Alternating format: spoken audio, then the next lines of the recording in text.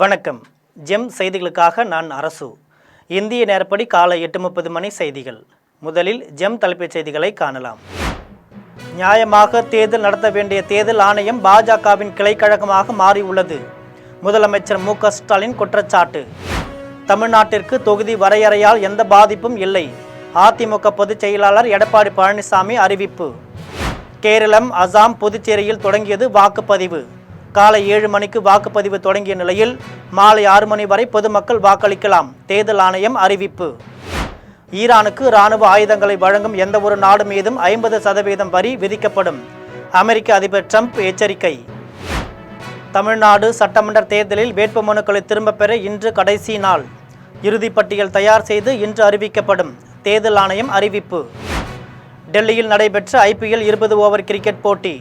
Delhi Capitals அணியை வீழ்த்தி Gujarat Titans முதல் வெற்றி. இனி விரிவான செய்திகளை காணலாம்.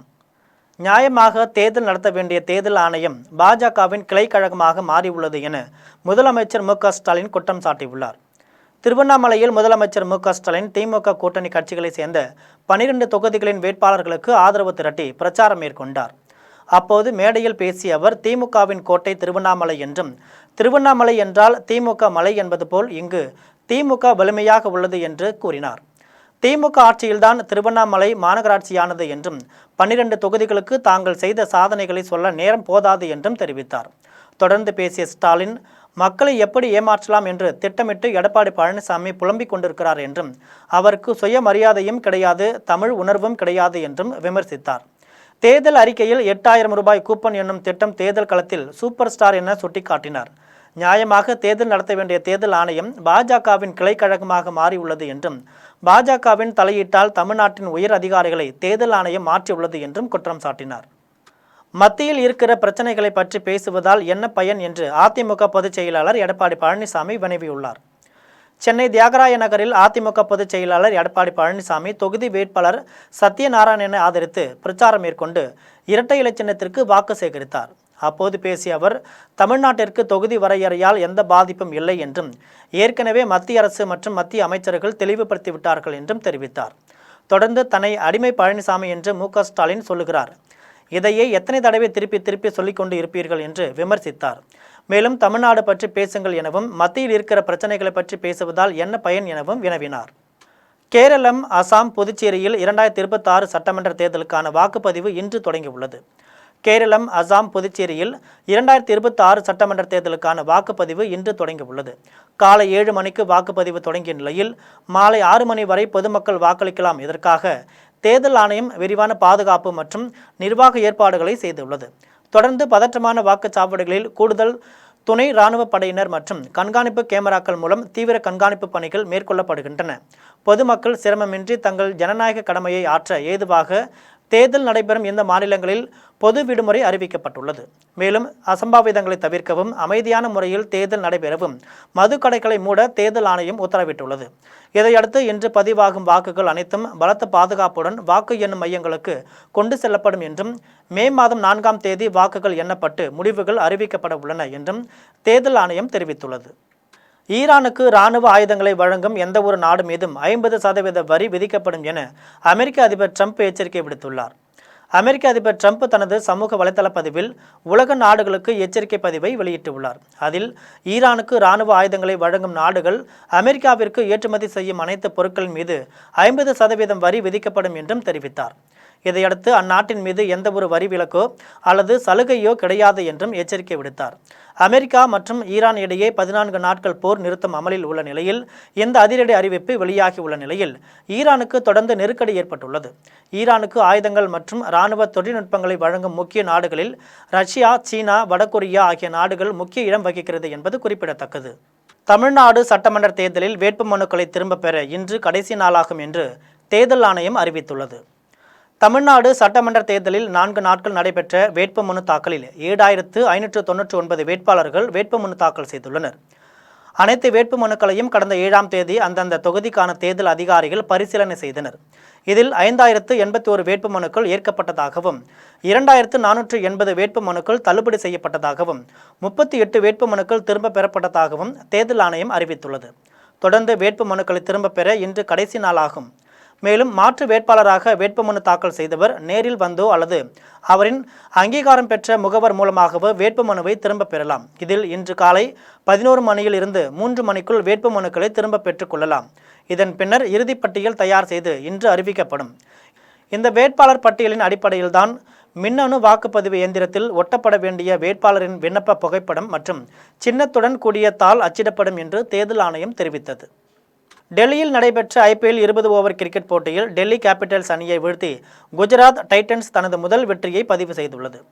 டெல்லியில் IPL 20 ஓவர் கிரிக்கெட் தொடர் நடைபெற்றது. இதில் குஜராத் டைட்டன்ஸ், டெல்லி கேபிட்டல்ஸ் அணிகள் மோதின.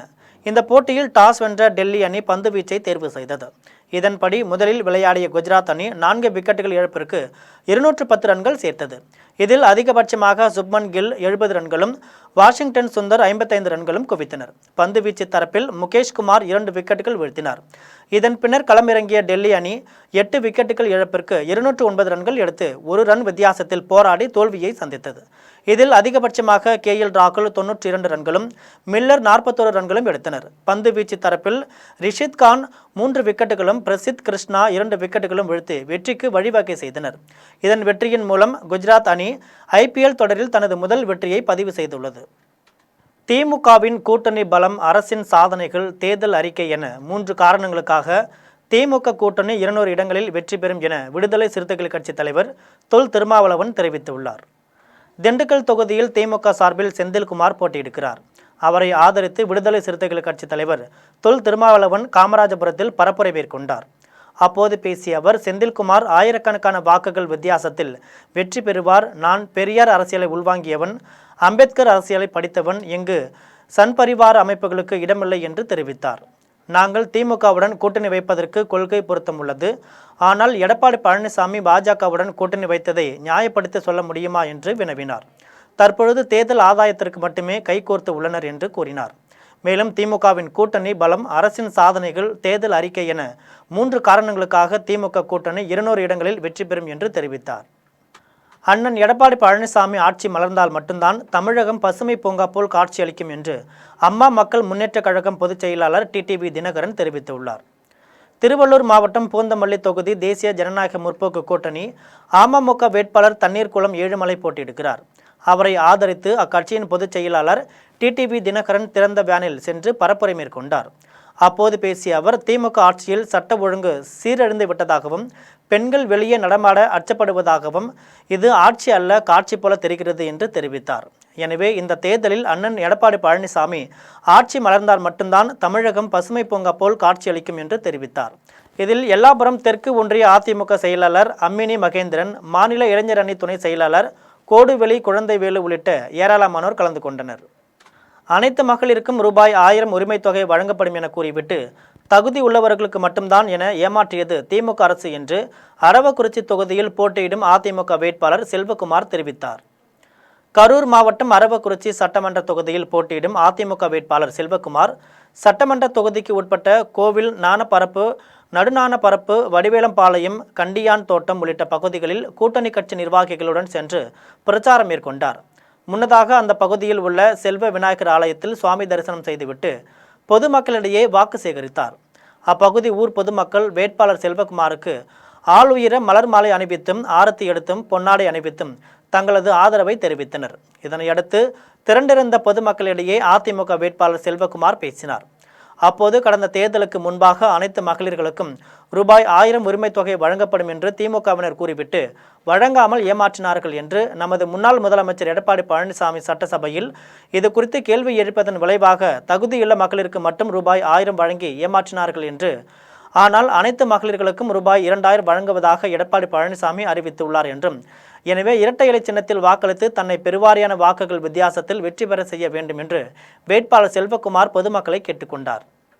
வேப்பூரில் தேர்தல் அலுவலகத்தை திறந்து வைத்த தமிழக வெற்றி கழகத்தின் வேட்பாளர் விஜய் கடை வீதிகளில் நடந்து சென்று விசில் சின்னத்திற்கு வாக்குகள் சேகரித்தார்.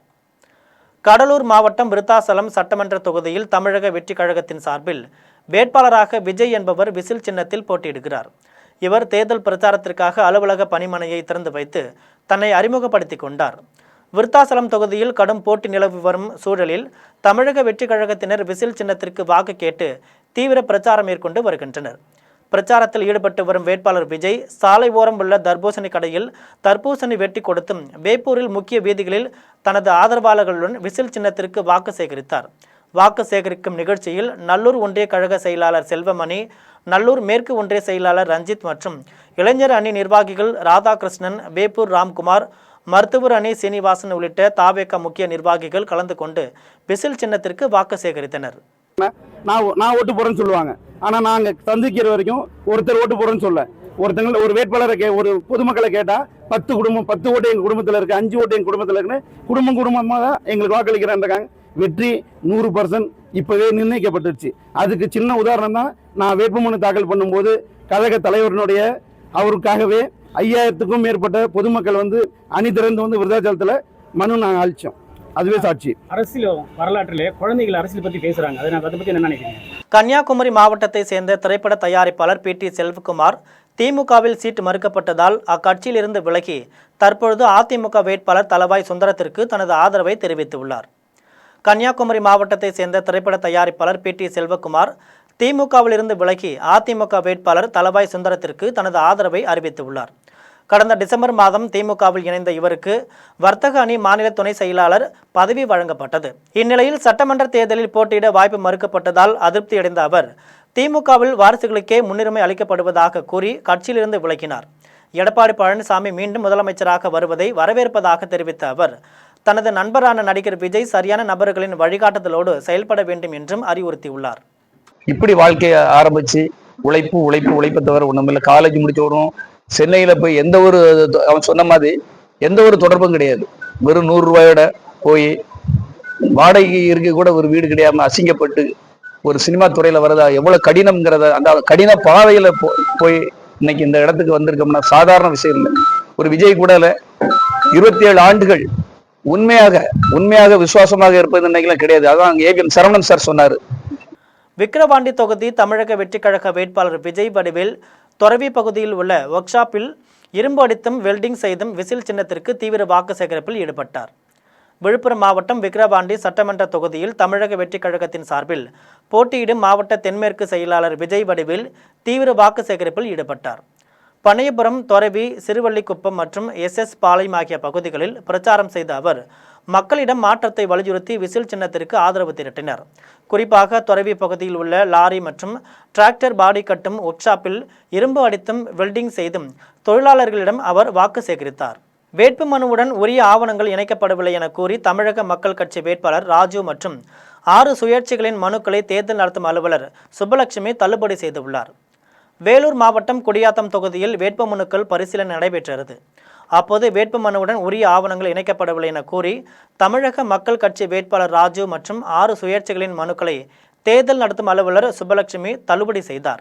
இதையடுத்து அக்கட்சியின் ஒருங்கிணைந்த வேலூர் மாவட்ட பொறுப்பாளர் இர்ஷாத் அலி, ராஜு ஆகியோர் தலைமையில் வட்டாட்சியர் அலுவலகம் எதிரே தர்ணா போராட்டத்தில் ஈடுபட்டனர்.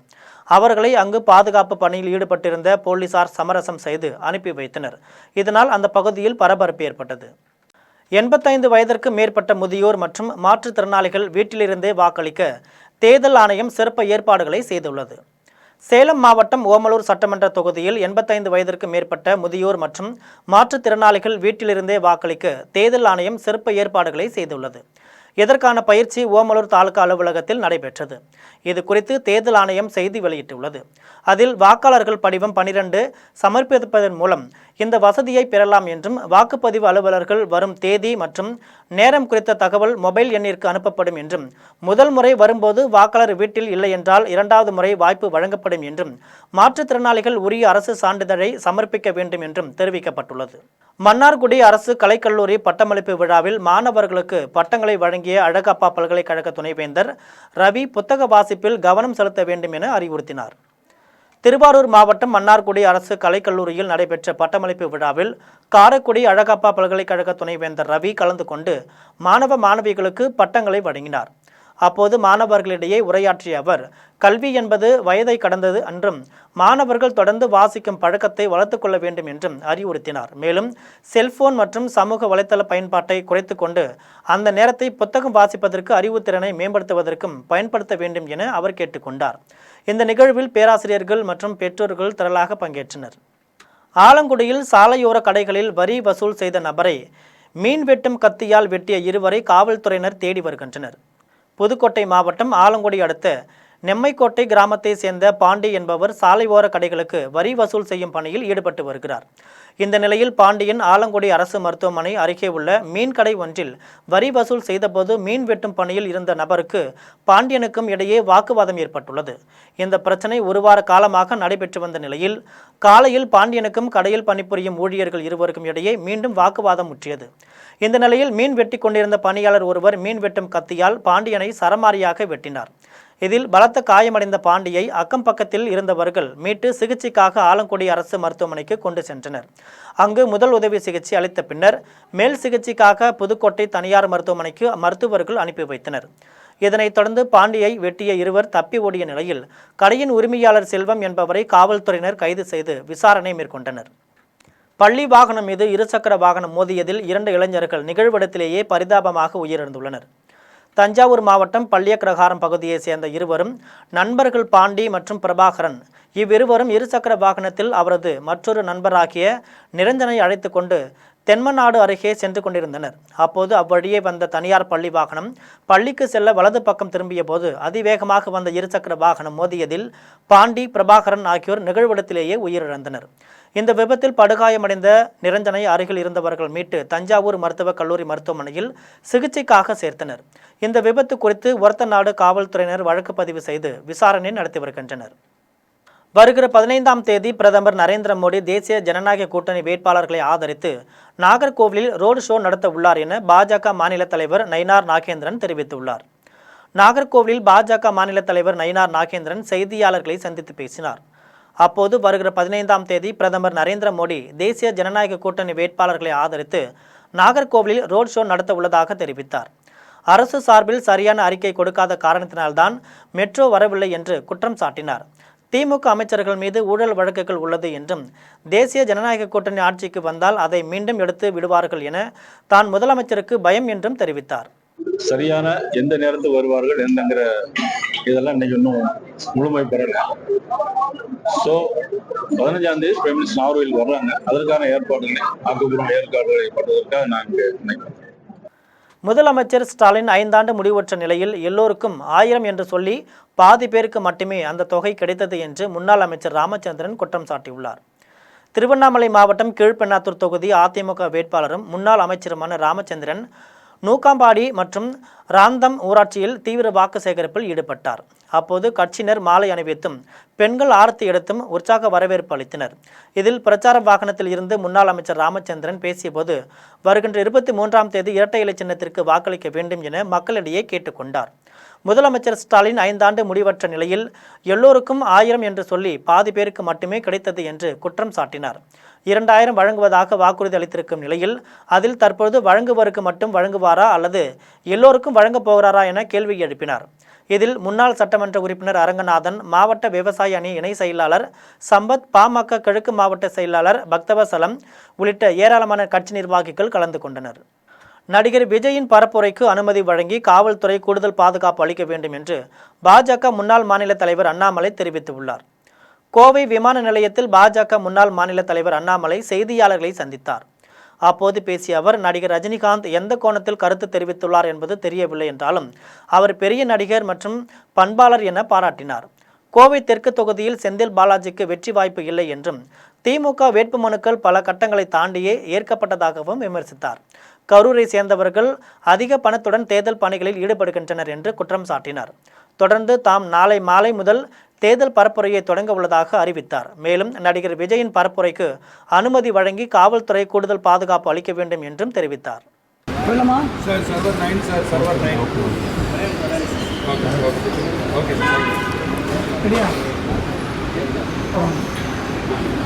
அன்னை பத்திரிகை நண்பர்களுக்கு எங்களுடைய வணக்கம். நேற்று நம்முடைய தேசிய தலைவரை சந்திப்பதற்கு ஒரு வாய்ப்பு. நீங்கள் தான் கேட்டீங்க கேள்வி.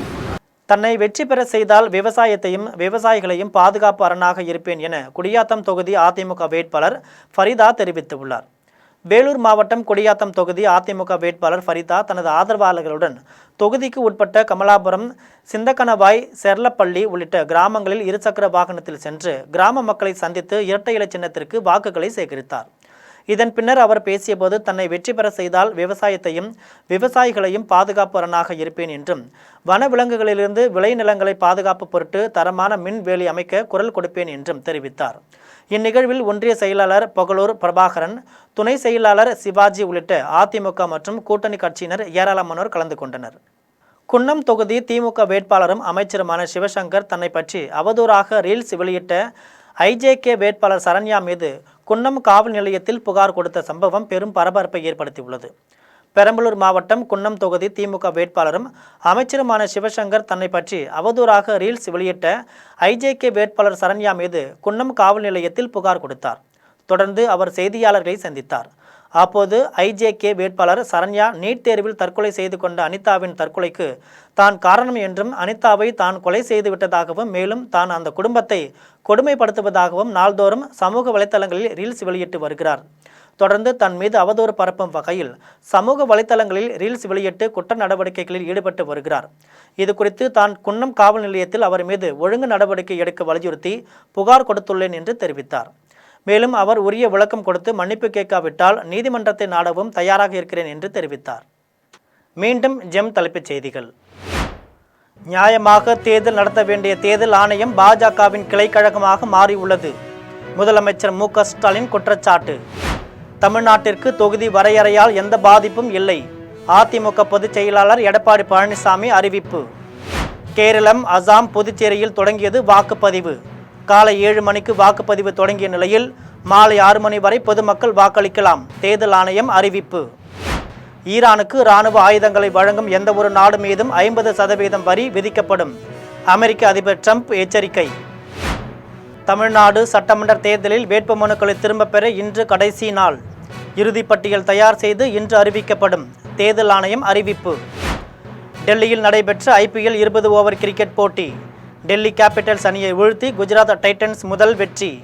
இத்துடன் ஜெம் செய்திகள் நிறைவடைகின்றன. மீண்டும் ஜெம் செய்திகள் மதியம் 1:30 மணிக்கு. உடனுக்குடன் செய்திகளை காண gemlive.tv என்ற இணையதளத்தில் இணைந்திருங்கள். நன்றி, வணக்கம்.